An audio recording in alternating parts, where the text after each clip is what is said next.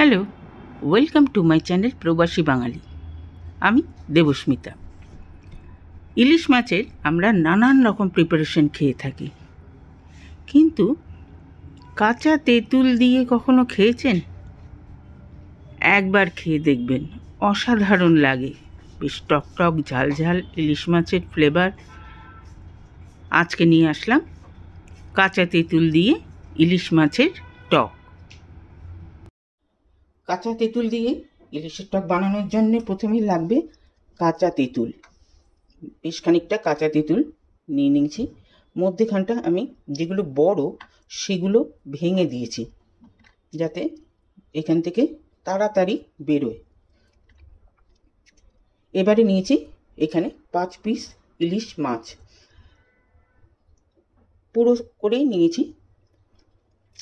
এবারে তেঁতুলগুলোকে উঠিয়ে রাখবো। উঠিয়ে রেখে মাছগুলোতে সল্ট দেব, আর দেব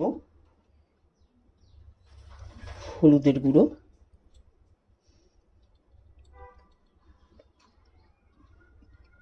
দিয়ে খুব ভালো করে মাখিয়ে নেব।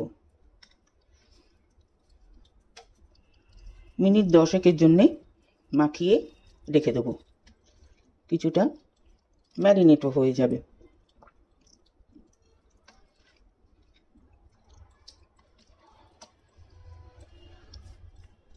পুরো গায়ের মধ্যে যেন হলুদটা লাগে, নুনটাও যেন লাগে।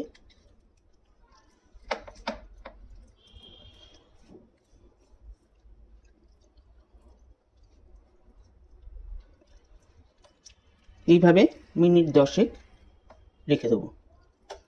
এই রেসিপিটা বানানো কিন্তু খুব ইজি, খেতে কিন্তু দারুণ লাগে। এবারে ছোট্ট একটা পেঁয়াজ, এইটাকে গ্রেট করে নেব। এবারে চলে আসবো সরাসরি রান্নাতে। তার আগে একটা মজার জিনিস দেখাই।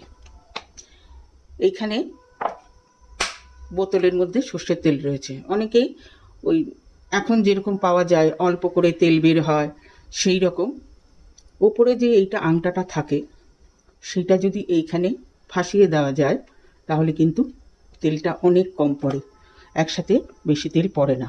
এই যে দেখে নিন কত অল্প তেল পড়ছে। এটার মধ্যে আমি বেশি তেল দেব না। এটা একটা ট্রিক্স শিখিয়ে দিলাম। তেলটা আগে একটু গরম হয়ে যাক। তেলটা গরম হয়ে গেছে। এবারে এই যে ছোট একটা পেঁয়াজ গ্রেট করেছিলাম সেটা দিয়ে দিলাম।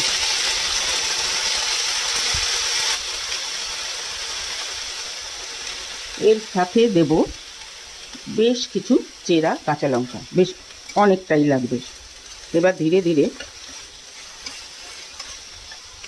এটাকে কষিয়ে নেব।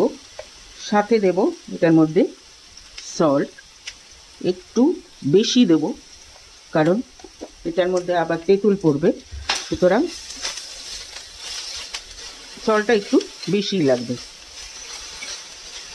এটার মধ্যে কিন্তু আমি আর হলুদ দেব না, মাছে যে হলুদটা মাখিয়েছি সেইটাতেই হয়ে যাবে। পেঁয়াজটা একটু কষানো হয়ে গেছে, এটার মধ্যে দিয়ে দেবো কাঁচা তেঁতুল। সবগুলো দিয়ে আবার একটু কষিয়ে নেব।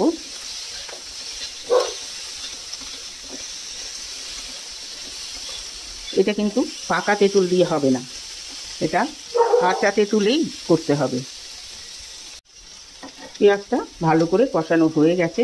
এবারে দেব এটার মধ্যে গরম জল। জলটা কিন্তু ইনিশিয়ালি বেশি দিতে লাগবে, কারণ এটাকে খুব ভালো করে ফোটাবো যাতে তেঁতুলের কাঁচটা ওখান থেকে বেরোয়, টক ভাবটা বেরোয়। এবার এটাকে ঢাকা দিয়ে দেবো প্রায় মিনিট 10 জন্যে। প্রায় মিনিট 10 হয়ে গেছে।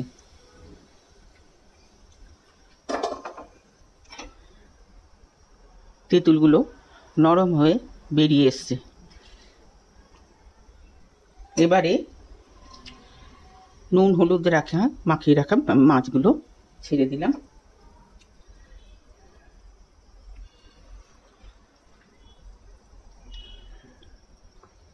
এটার মধ্যে যে হলুদ রয়েছে সেটাতেই এই ঝোলটার রং এনে দেবে, এই জন্যে আলাদা করে কোনো হলুদ আমি ঝোলের মধ্যে দিইনি।